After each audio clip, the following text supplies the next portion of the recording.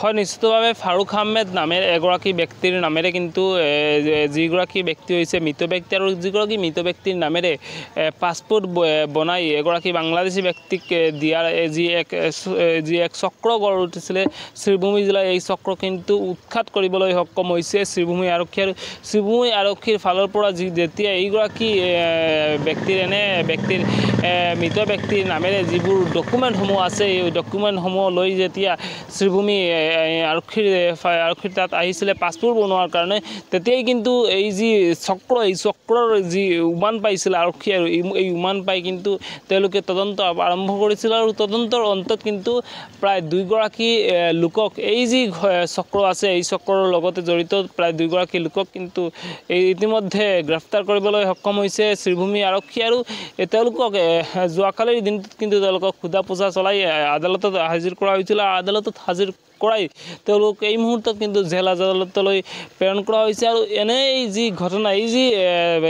এনেদৰে মৃত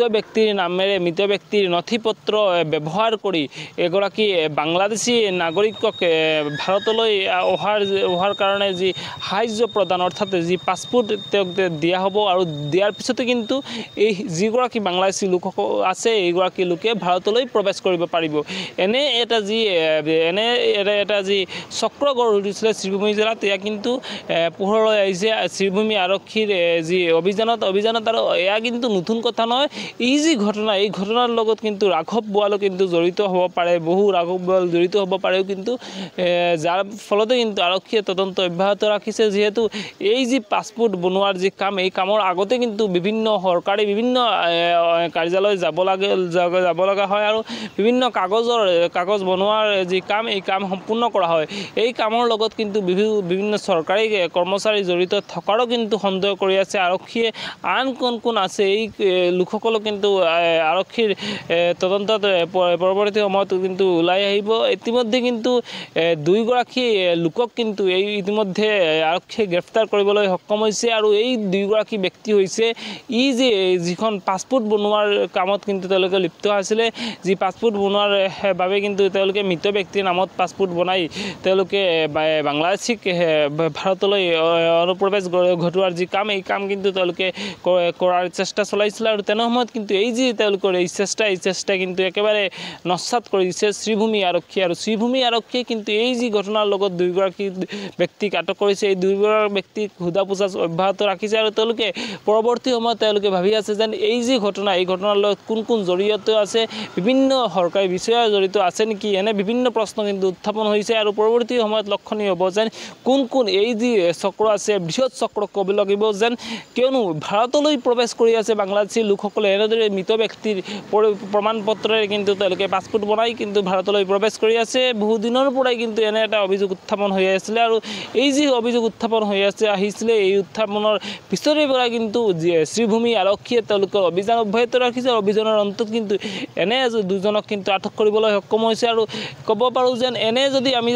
আৰক্ষীয়ে যদি তদন্ত আৰম্ভ কৰে তেনেহ'লে আৰু এনেদৰে বিভিন্ন লোক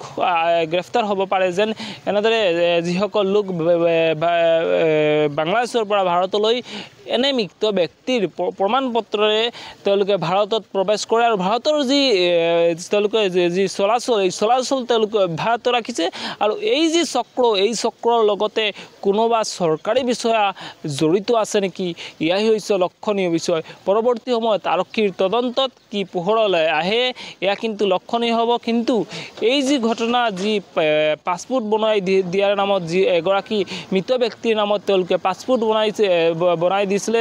মৃত ব্যক্তিৰ জন্মৰ প্ৰমাণ পত্ৰ আধাৰ কাৰ্ড সকলো এগৰাকী ভাৰতীয় ব্যক্তি যিগৰাকী ব্যক্তি হৈছে পাথাৰকান্দিৰ এগৰাকী মৃত ব্যক্তি সেইগৰাকী মৃত ব্যক্তিৰ নামেৰে কিন্তু তেওঁলোকে এই যি পাছপোৰ্ট বনোৱাৰ যি কাম চলাইছিলে আৰু এই পাছপোৰ্ট বনাই তেওঁলোকে ভাৰতৰ যি বাংলাদেশৰ যিগৰাকী লোক আছে সেই লোকৰো নাম কিন্তু একে নাম দি তেওঁলোকে ভাৰতত প্ৰৱেশ কৰাৰ যি চেষ্টা কিন্তু চলাইছিলে কিন্তু আৰক্ষীয়ে এয়া হ'ব নিদিলে আৰু আৰক্ষীয়ে ইতিমধ্যে গ্ৰেফতাৰ কৰিবলৈ সক্ষম হৈছে আৰু তেওঁলোকক সোধা পোছা চলোৱা হৈছে ইতিমধ্যে তেওঁলোকক জেল হাজতলৈ প্ৰেৰণ কৰা হৈছে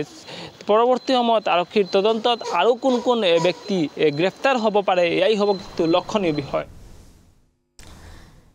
সামগ্ৰী গৰুমাৰাত চৰকাৰী ভূমিৰ বেদখল সন্দেহজনক নাগৰিকৰ বেদখলকাৰীৰ কবলত গৰুমাৰা চৰকাৰী গেজিং ৰিজাৰ্ভৰ 70 বিঘাকৈ ভূমি চৰকাৰী ভূমি দখল কৰি বসতি স্থাপন কৰিছে প্ৰায় 110টা পৰিয়ালে বেদখলকৃত ভূমিত পাতিছে গাঁও আৰু নিৰ্মাণ কৰিছে মছজিদ দোকান পোহাৰ চৰকাৰী ৰিজাৰ্ভখনত থকা গছ-গছনি কাটি তহিলং কৰিছে সন্দেহজনক লোকে বেদখলকাৰীয়ে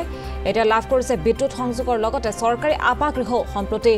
সন্দেহজনক নাগৰিকৰ আগ্ৰাসনত অস্তিত্বৰ সংকটত ভুগিবলগীয়া হৈছে খিলঞ্জীয়াসকল শীঘ্ৰেই গেজিং ৰিজাৰ্ভৰ ভূমিত উচ্ছেদ চলোৱাৰ দাবী জনাইছে স্থানীয় ৰাইজে এখন গ্ৰেজিং ৰিজাৰ্ভ বুলি কয় গৰুমাৰা 1 নং গৰুমাৰা গ্ৰেজিং ৰিজাৰ্ভ ইয়াতো বৰ্তমান ধৰক ঘৰ বনাইছে মছজিদ বনাইছে সেইটো মই ক'ব নোৱাৰো মানুহ আছে 100 ঘৰ মান প্ৰায় 100 ঘৰৰ ওপৰত হ'ব সেইখিনি গম নাপাওঁ কিন্তু আগত যেতিয়া আমাৰ ইয়াত মাটি তেনেকে মাটি আছিলে খালী মাটি চৰণীয়া মাটি আছিলে গৰু চৰু এইবিলাক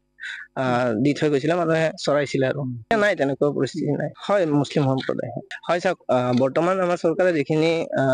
হেৰি কৰিছে উচ্ছেদ কৰি আছে আমি বিচাৰো যিখিনি চৰকাৰী মাটি আছে সেইখিনি উচ্ছেদ হ'ব লাগে এইখনতো মই জনামতে গ্ৰেজিং ৰিজাৰ্ভে হয় আগততো মই গাঁও প্ৰধান নাছিলো বৰ্তমান যোৱা বছৰ গাঁও প্ৰধান হৈছে নতুনকে তেতিয়াৰ পৰা গম পাইছো যে এইটো গ্ৰেজিং ৰিজাৰ্ভ হয়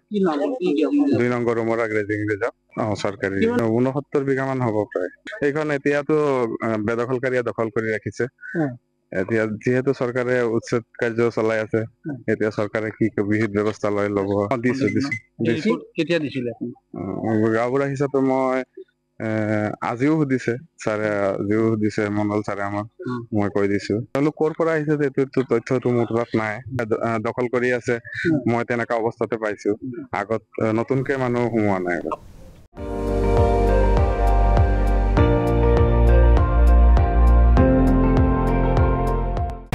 আপুনি চাই আছে ND24